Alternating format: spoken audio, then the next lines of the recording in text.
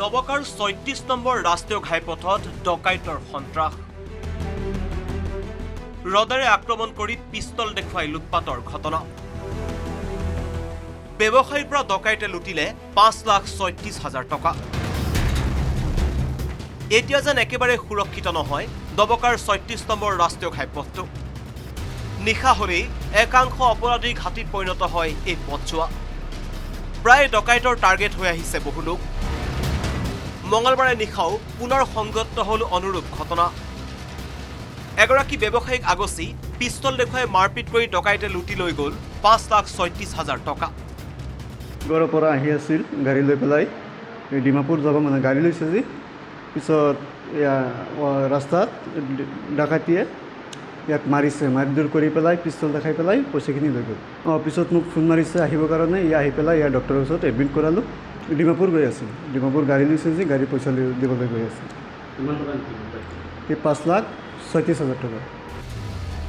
আব্দুল নছৰ নামৰ ব্যৱসায়ীজনৰ পৰা লুটিলে এই বৃহৎ পৰিমাণৰ ধনখিনি ব্যৱসায়ী আব্দুল নছৰৰ ঘৰ হৈছে নগাঁৱৰ বেচামাৰীত তথ্য অনুসৰি ডিমাপুৰলৈ এখন গাড়ী কিনিবলৈ গৈছিল এই ব্যৱসায়ীজন গাড়ীখন ক্ৰয় কৰিবলৈ নগদ টকা লৈ গৈছিল ব্যৱসায়ীগৰাকীয়ে দবকাৰ ৰাষ্ট্ৰীয় ঘাইপথ পোৱাৰ কিছু সময় পাছতেই দুখন বাহনত অহা ৪জনীয়া দুৰ্বৃত্তৰ দলে পিস্তল দেখুৱাই বাহনখন ৰখাবলৈ ভাবুকি প্ৰদান কৰে ব্যৱসায়ীজনক বাহনখন ৰখাই দিয়াৰ লগে লগে ডকাইতৰ দলটোৱে ৰডেৰে ওপৰজুপৰি আক্ৰমণ কৰে ব্যৱসায়ীগৰাকীক দুটা গাড়ীয়ে মোক আগচি ধৰিছে এটা স্কেপো এটা এলটো ধৰি লোৱাৰ লগে লগে মোক মানে মাৰধৰ কৰিছে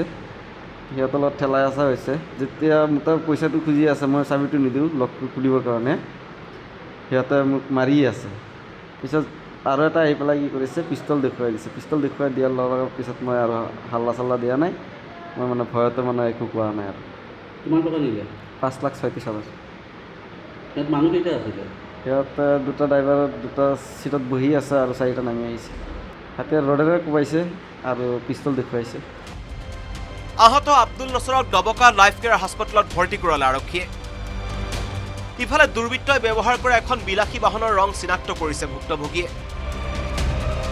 ঘটনা সন্দৰ্ভত আৰক্ষীয়ে অব্যাহত ৰাখিছে তদন্ত দবকাৰ পৰা Abdul Hakim report news ১৮ Assam north east